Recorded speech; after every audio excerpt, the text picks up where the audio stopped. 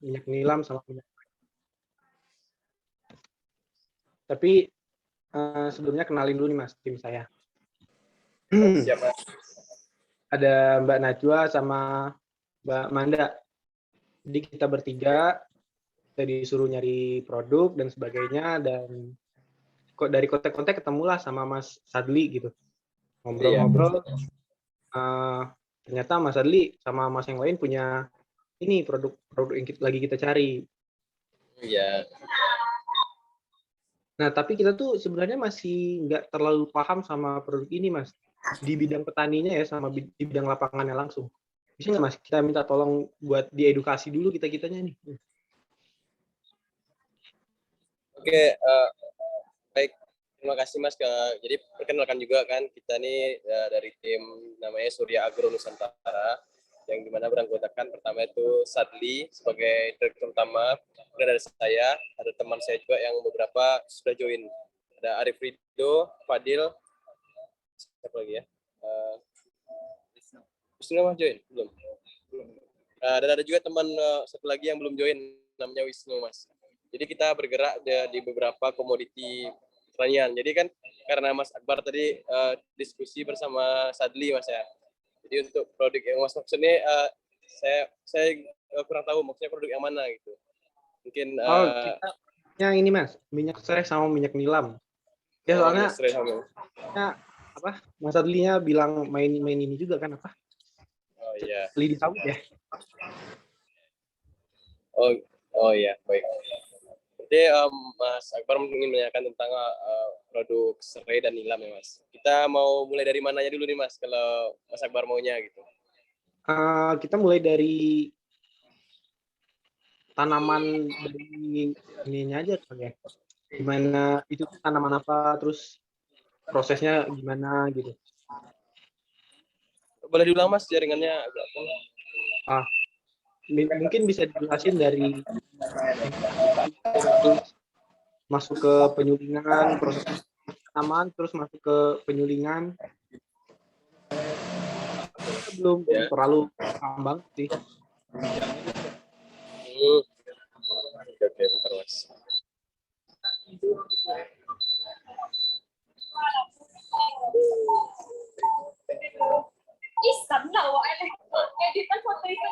Halo Mas?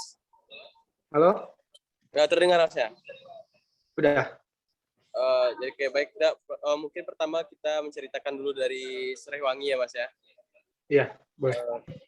Jadi tanaman serai wangi ini pertama ada beberapa jenis Mas. Itu ada serai wangi yang varietasnya merah dan ada yang hijau.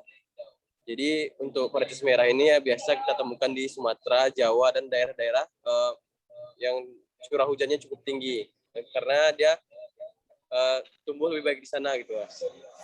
Terus kemudian yang kedua ada yang serai hijau. Itu tuh untuk di daerah-daerah kering dan curah hujan yang rendah seperti itu Mas. Dan untuk di serai wangi itu ada namanya kandungan citronella oil. Itu yang biasa digunakan atau yang biasa dicari dalam tanaman tersebut. Suaranya agak mendengung. Nah, terus apa namanya Mas? Di dalam serai itu ada kandungan citronella, ada juga kandungan lain, tapi biasanya yang dicari oleh orang yang ingin membeli itulah kandungan citronellanya. Jadi untuk kandungan citronella pada tanaman tersebut juga ada namanya standarnya untuk berapa yang layak gitu Mas. Kemudian untuk tumbuhan serai wangi ini itu dia bisa digolong jenis tanaman apa namanya? Masuk ke rumputan ya, serai wangi. Terus untuk apa namanya? Untuk budidayanya sendiri tanaman serai wangi ini tidak terlalu sulit sebenarnya, karena dia bisa hidup karena dia tidak perlu perlakuan yang terlalu khusus. Dia juga tidak perlu dipupuk terlalu sering ataupun karena dia juga bisa menghindari tanaman lain dari hama karena ada kandungan dalamnya yang tidak disukai oleh serangga dan hewan-hewan lain. Jadi kalau serai wangi ini Mas, dia untuk pertama dia ditanam dalam waktu 7 bulan, kemudian dipangkas lalu disuling, Kemudian panen keduanya itu di waktu 3 bulan kemudian. 3 bulan kemudian lalu dipangkas lagi. Dan sampai selanjutnya itu per 3 bulan itu sudah disuling. Biasanya petani menyulingnya ini untuk 1 kali sulingan, kalau serai wangi itu 2 jam, Mas. 2 jam.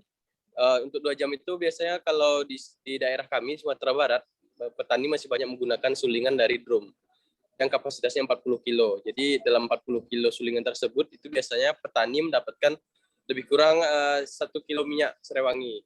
Seperti itu, Mas. Kalau untuk kuantitas gimana nih? Kuantitas apanya, Mas? Maksudnya kan per bulan kita, dari Masnya bisa nih kuantitasnya 10 ton nih per bulan gitu. Ya. Kalau untuk kuantitas sendiri kita di Sumatera Barat, karena kita ada satu daerah namanya di Kecamatan Talamau, ya Mas, Kabupaten Sumatera Barat, itu bisa menghasilkan per bulannya itu 10 ton. Karena di sana lahan serai wanginya itu sendiri lebih dari 100 hektar, Mas.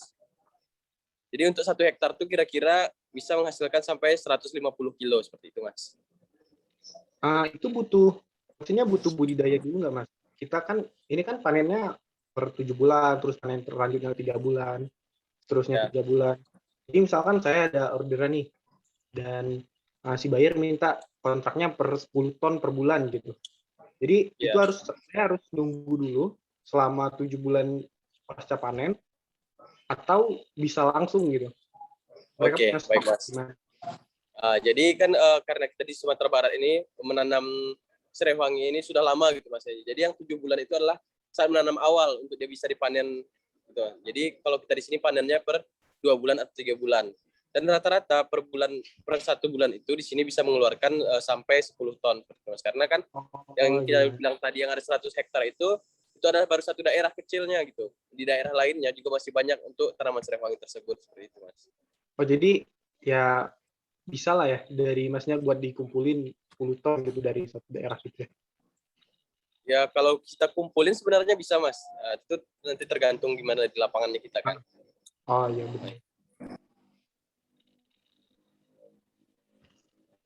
Terus mungkin langsung ke nilam aja ya, Mas ya? Gimana, Mas?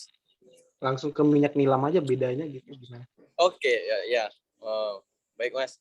Kalau untuk minyak nilam itu kalau serai mungkin Mas tahu lah bagaimana tanamannya bentuknya gitu kan. Serai dapur dan serai wangi itu sebenarnya bentuknya mirip, cuman ada sedikit perbedaan. Kemudian untuk di tanaman nilam itu adalah tanaman berdaun lebar, di mana itu juga kalau untuk budidayanya itu kita harus mengambil bibit dari pucuknya gitu, Mas. Dari tanaman yang sudah tua, kemudian diambil pucuknya, atau kita sebut stek daun lah ya, stek pucuk. Lalu kita tanam. Kemudian kita juga harus menunggu setidaknya untuk mendapatkan minyak yang baik itu 7 bulan. 7 bulan untuk bisa dipanen. Nah, untuk serai wangi itu penyulingannya cukup lama, Mas. Bisa mencapai 6 jam per sulingan. Karena dia juga mempunyai batang yang keras dan daunnya juga lebih berbeda dengan serai wangi tadi. Gitu. Terus kalau untuk minyaknya itu sama dengan serai wangi. Gitu. Per sulingan itu bisa mencapai 1 kilo minyak dari sulingan tersebut, gitu, Mas. Oke.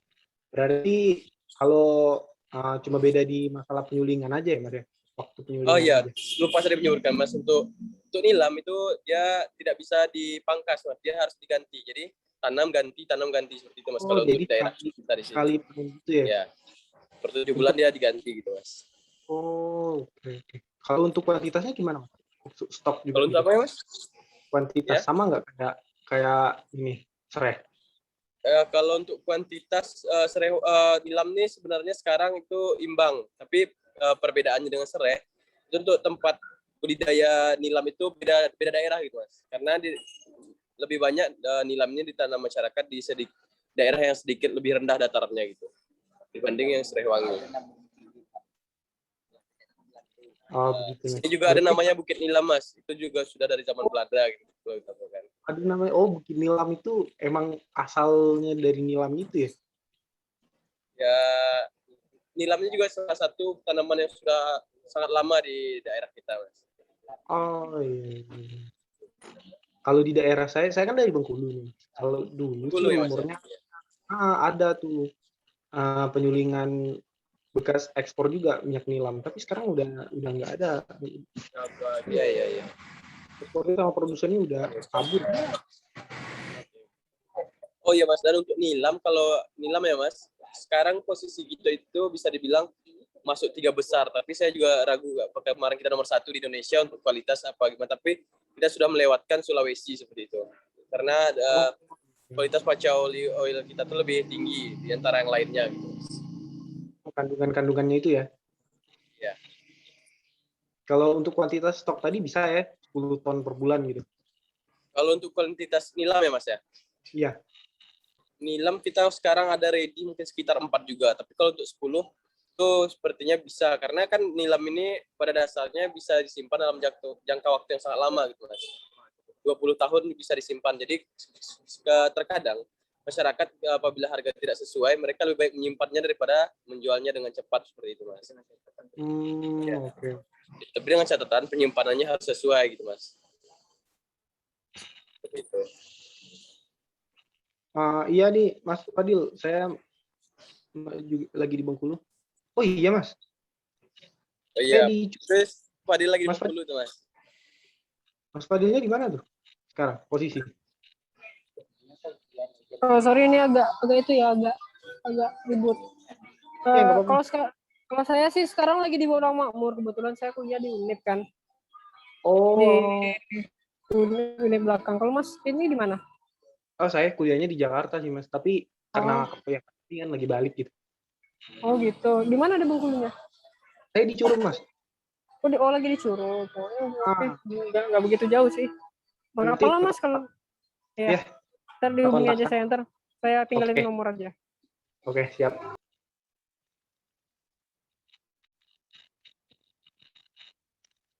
Ini Mas Fadil emang aslinya Padang tapi ya?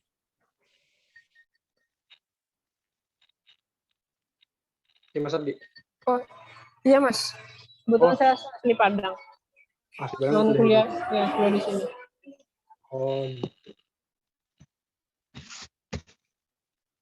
Nah, sekarang ini Mas, mungkin masuk ke, kita mau tanya-tanya masalah harga juga. Kalau ada nggak dari supplier tuh, atau dari ini sih, Agro Nusantaranya, Surya Agro Nusantara, patokan harga gitu dari mas-masnya, patokan harga buat masing-masing produk. Mungkin bisa diulangi Mas, maksudnya gimana? Kalau dari masnya atau dari supplier itu ada patokan harga nggak Mas? Per kilonya berapa gitu?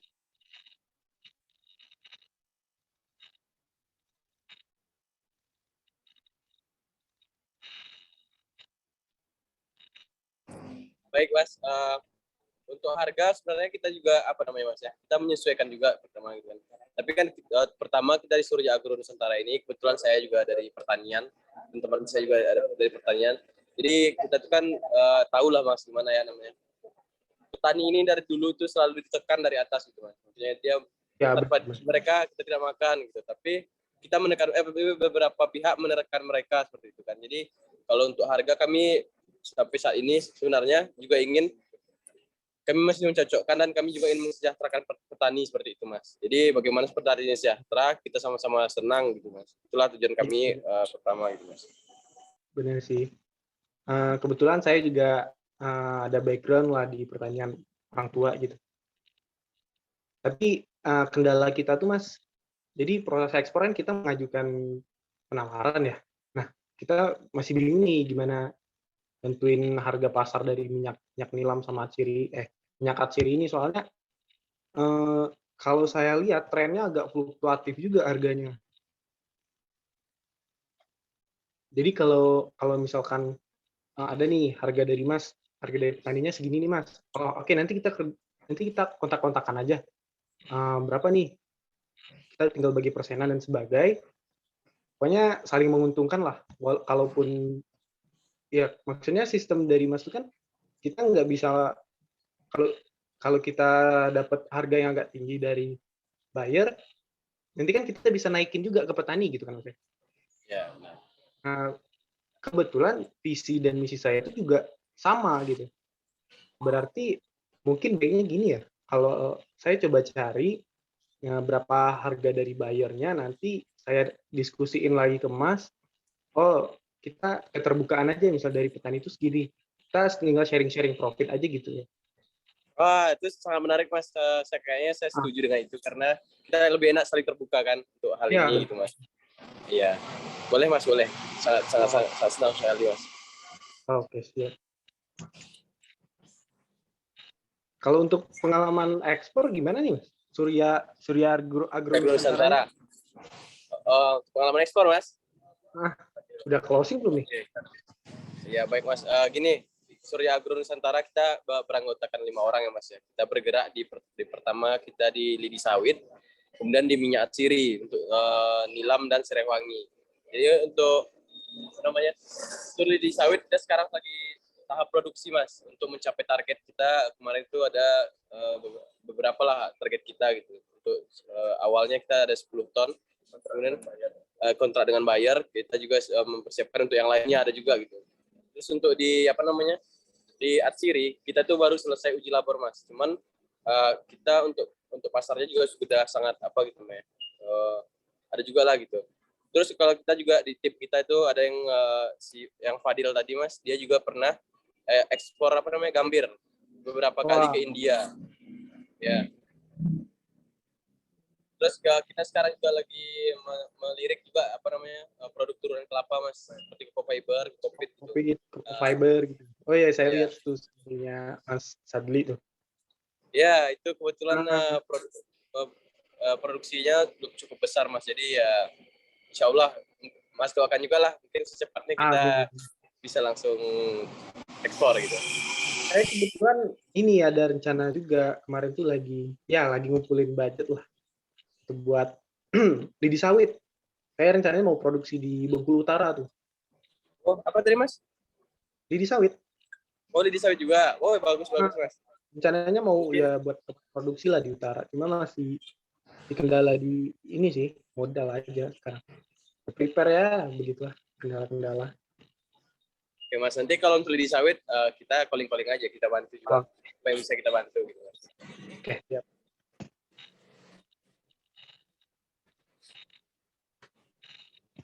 Dari Najwa sama Nanda ada mau tambahan nggak? Mau nanya-nanya apa gitu? Tanya aja nggak apa-apa selagi kita masih ada waktu kan. Ya benar.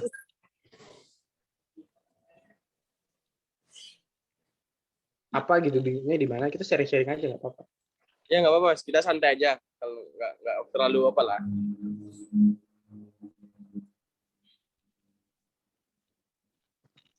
Gimana Nanda?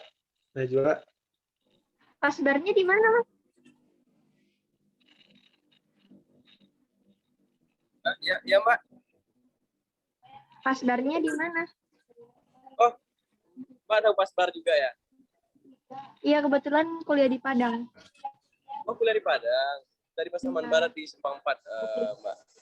Oh, Simpang 4. Dan kita juga kuliah di Padang. Jurus di mana? UNP. Unan.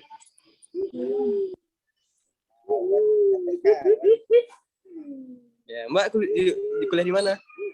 Di UNP. Oh iya. Boleh ini ngomong. Wah. Boleh. Ya karena berarti bisa dong kalau misalnya mau nanya-nanya langsung, kalau misalnya Masnya lagi ada di Padang gitu, nggak perlu ke Pasbar dong. Ya, kemarin kita juga sering ke Padang. Rencananya mau ngirim Najwa ke Pasbar mana. Cuma katanya jauh banget Bar katanya. Gimana Kliwan? UNP. Enggak jauh, cuma sekitar 4 jam lah dari Padang. 45 jam. Lumayan. Ya boleh, siap kita kalau memang kita lagi di Padang, Mbaknya lagi di Padang, kalau mau diskusi kita nggak apa-apa. Siap. Iya, Mbaknya. Ngobrol aja. Boleh. Iya, kita ini mau ngirim produk nih buat dipamerin, buat pameran exhibition gitu. Ada nggak ya stoknya? Kita mau mau buat pameran. Gimana Mas? stok produknya ada nggak ya buat pameran? Kita disuruh ngirim Produk apa nih, Mas? minyak nila sama minyak serai gitu. Berapa kilo aja? Yang produk apa namanya? Serai wangi sama nilam tadi. Kalau untuk stok produk kita ada, Mas. Kira-kira Mas butuhnya berapa gitu kalau untuk stok pameran? Kita butuh berapa kilo aja sih masing-masing, jadi buat nanti di packing ulang, gitu, packing agak kecil kan, jadi buat pameran. Ya. Atau mungkin 1 ton boleh, Mas. Kalau cocok kenapa enggak? Oke, kalau gitu 1 ton. Iya. Ada, Mas, kita ada stok kok untuk apa, kalau untuk pameran kita siap, Mas, tinggal apa bilang butuhnya berapa gitu. Nanti kita bantu kirimkan dari sini kalau memang. Oke, siap. Nanti kita kontakkan lagi jadi WA aja ya. Oke, siap, Mas, siap. Mungkin itu aja sih, Mas, buat silaturahmi kita malam ini, Mas. Oh ya, mungkin tadi Mas nanya, boleh ganti nanya, Mas ya? Tadi di awal saya sedikit apa, Mas, mau ditanya. Tadi dari apa, Mas? Sekolah ekspor. Apa? Sekolah ekspor. Sekolah ekspor. Sekolah ekspor. Di mana tuh, Mas? Itu tuh sebenarnya kantor, bukan kantor, program kementerian. Program kampus kita itu, Mas. Kementerian apa, Mas? Pendidikan. Program Kemendikbud, Mas. Ya, dari studi independen, Kampus Merdeka. Oh, iya. Kampus Merdeka. Berarti di kampus ketemunya dengan program ini, Mbak ya? Oh, online sih, online. Online. Oh, berarti nggak harus satu kampus gitu untuk bisa mengikuti itu. Itu banyak banget pesertanya. Dari seluruh Indonesia, Mas, bisa itu. Dari mana aja kampusnya? Yang penting bisa gabung gitu ya.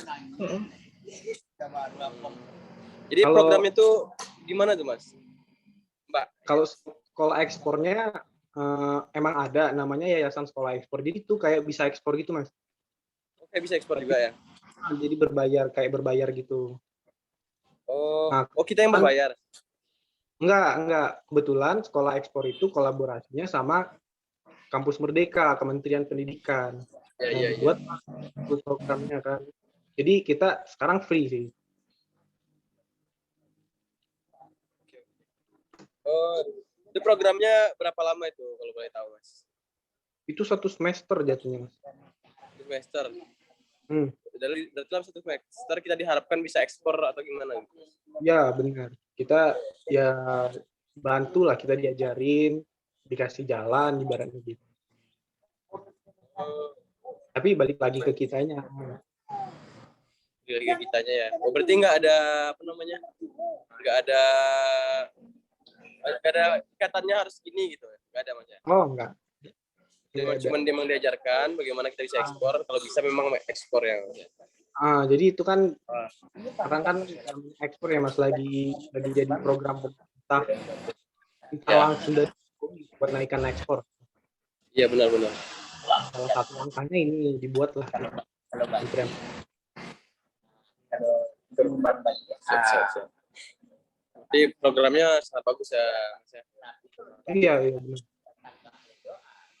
Kalau Mas mau ikut sekolah ekspor itu sebenarnya bisa, Mas. Tapi jalur ini yang biasa berapa ya kalau nggak salah ya, saya lihat ya.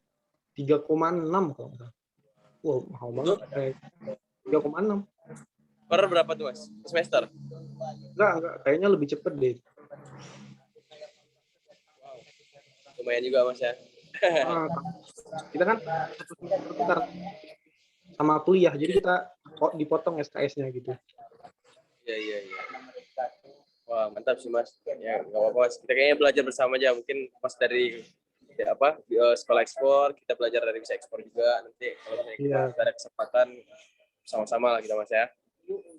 Saya kebetulan ikut bisa ekspor juga, cuma ada beberapa kali ikut Kopdar Jabodetabek gitu, tapi tetap aja gimana ya Julio tuh ya. Iya. Sibuk sama dirinya sendiri aja gitu, sibuk sama sosial medianya. Ya gimana ya, Mas ya, dia dengan bisa ekspor kan kita emang sibuknya di sosial media juga gitu, dengan menghubungi supplier, bayar kita dan lain-lain. Ya kita yang belum ini juga terasa juga sibuknya gitu Mas. Apalagi Iya, sekelas Julio kan. Semuanya di handle juga. semuanya di handle. Padahal kita maksudnya di bisa ekspor kan kita dapat mentoring gitu kan. Tapi Iya. ya karena terlalu banyak ya susah jadinya. Mungkin next lagi Mas. Nah, mungkin next nanti kita diundang juga di podcastnya ya. Oh, podcastnya. Semoga. Iya. Semoga nanti kita duduk di sana lah ngobrol bersama Julio.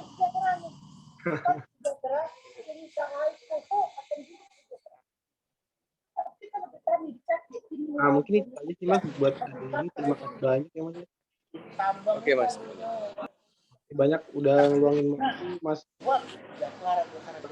Mungkin dari teman-teman kita yang lain ada? Ya, Fadil mungkin. Ya dari Boleh dikit ya diskusi lah kita ya.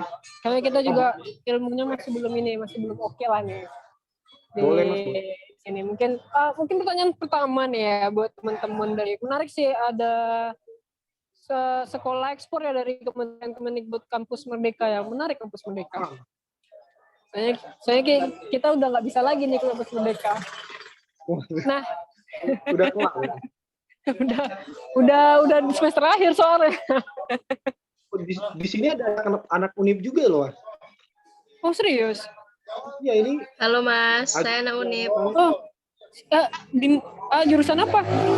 Biologi. Oh biologi angkatan? Angkatan 19. Oh 19. Ketemu gitu. Saya kebetulan angkatan 17. Teman-teman banyak sih. Mas prodi apa? Akuntansi saya. Oh, akuntansi. Akuntansi. Oh, dia lagi di Bengkulu, Mbak? Iya, lagi di Bengkulu. Oh, bolehlah nanti kita ngobrol-ngobrol nih soal, saya tertarik sih dengan Kampus Merdeka. Ada ekspor impor ternyata. Ya benar, saya juga kaget. Iya. Itu bagus sih pergerakannya dari Kemendikbud. Kalau menurut teman-teman nih, kenapa teman-teman milih komoditasnya itu di essential oil? Spesifik serai wangi sama nilam gitu. Karena kan gimana kata teman saya kan untuk nilam sendiri ini dan serai wangi kan lumayan komplit ya pasarnya.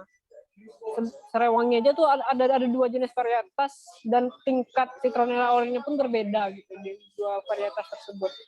Nah, kenapa nih? Apa pertimbangan teman-teman? Kan banyak nih yang lebih terkenal gitu kayak kopi misalkan, terus kayak mungkin minyak sawit mungkin gitu yang lebih terkenal gitu. Apa nih alasan teman-teman? Sorry yang nggak ngintipin video. Oh iya nggak apa-apa Mas. Mungkin saya jawab dulu ya karena sebenarnya ini ide saya sih. Jadi harus tanggung jawab nih. Sebenarnya. Halo? Ya halo lanjut. Sebenarnya kenapa milih minyak atsiri ya?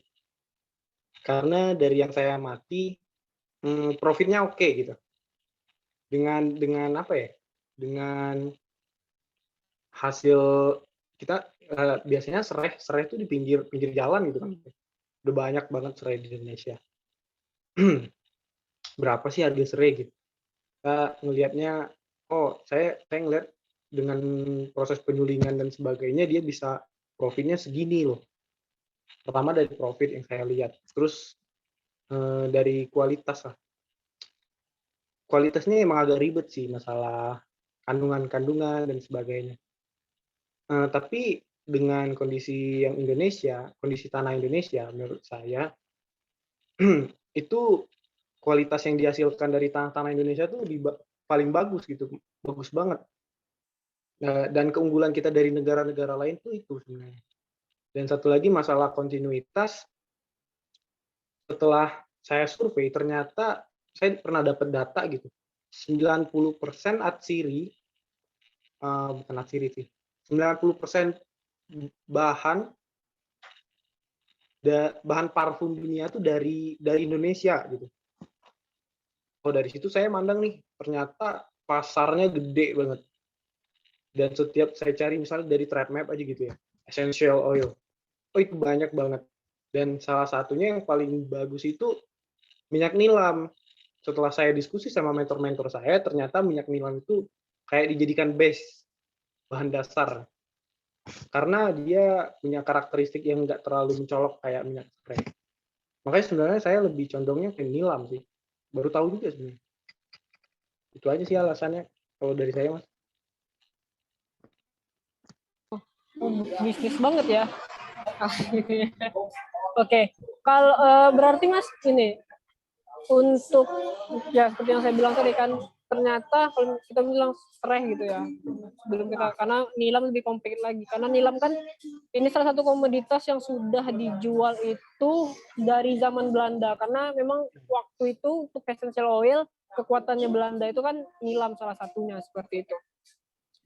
Nah, kalau misalkan di Sereh nih kan, Mas sudah tadi nyinggung juga penyulingan dan lain-lain. Mas tahu sendiri gimana komplitnya rantai nilam ini, karena mereka dari, kalau misalkan dari tempat kita Mas ya rantainya, misalkan nih dari petani nih, dari petani ke tempat sulingan, dari tempat sulingan itu ke pengepul, dari pengepul nanti ke tengkulak, dari tengkulak baru nih ke eksportir. Seperti itu kan rantainya panjang banget tuh. Gimana pertimbangan Mas soal itu? Karena kalau kita lihat sendiri kan untuk Sereh ini, dia kan komunitas baru nih, belum bisa dibilang komunitas yang kuat kan, dan lagi dia tuh bisa sebagai parfum, juga bisa sebagai bahan obat kan posisinya. Nah, untuk parfum dan obat ini sendiri kan dia segmented nih, nilam, Sereh gitu, bukan buat base yang akan, bukan base perutama gitu kan, dia kan sebagai bahan campuran seperti itu. Karena itu kan otomatis pasarnya juga akan lebih tersegmented lagi gitu kan. Jadi bagaimana menurut Mas itu? Dari ini penangkapan saya aja ya, sebenarnya yang pertama kan ada dua pendapat ya, Mas. Pertama, kenapa proses ini dari petani, tengkulak, pengepul, tengkulak, eksportir itu kan panjang banget. Ya sebenarnya itu kan sistem udah dari dulu ya. Maksudnya yang punya uang, ya mereka bisa nimbun barang terus menjual lagi. Dan masalah dari eksportir, sebenarnya yang baik itu kan untuk harga, biar harga tuh bagus, maksudnya harga tuh aman, jadi kita tuh langsung ngambil ke petani, kita buat pabrik sendiri, maksudnya gitu kan, jadi harganya aman. Kalau banyak rantai-rantai tadi kan banyak juga yang harus dikasih makan, banyak juga potongan-potongan, sama aja kayak korupsi gitu ya. Pendapat saya itu sih karena kita kurang support aja sebenarnya dari pemerintah. Kalau kita dapat support pemerintah, jadi buatin lah satu pabrik gitu. Karena kita nggak punya uang banyak kan. Kita disupport sama pemerintah, dibuatin dari petani langsung ke pabrik, diolah, kan itu harganya nggak bakal apa ya, bisa dibilang aman lah untuk harga gitu. Penangkapan saya dari itu sih Mas, yang tadi Masnya bilang. Bener nggak ya? Oke. Berarti nggak terlalu jauh beda sih visinya kita berarti. Berarti tapi kan Mas posisinya gini. Kalau misalkan kebanyakan anak orang-orang baru, orang-orang lama nih kan, kayak kita kan masih orang-orang baru nih posisinya untuk di nilam gitu kan. Kebanyakan kan para pemain-pemain lama itu bilang gini, oh kalau gitu kan kamu butuh modal yang besar apa gitu kan, nggak akan gampang untuk ngelonton kulak sama pengepul misalkan seperti itu kan, karena mereka pasti akan banting harga, misalkan apa kita naikin harga, mereka akan coba naikin juga seperti itu kan. Memang kita harus punya amunisi yang lumayan lebih besar gitu kan. Nah itu pandangan Mas dengan melihat gini, dengan melihat kan Mas sekarang di kementerian nih, di sekolah di ekspor kementerian gitu kan, otomatis ya kalau misalkan kita di ekonomi kan, saya kuliah di ekonomi kan, prinsipnya modal bukanlah suatu alasan utama untuk kita membangun suatu usaha gitu kan. Tapi posisinya tanpa modal pun kita nggak bisa gerak seperti itu kan. Nah, kira-kira nih kalau menurut Mas nih sama teman-teman di timnya, untuk mode promo apalagi dengan harga nilam ya, mungkin Mas sudah tahu gimana harga nilam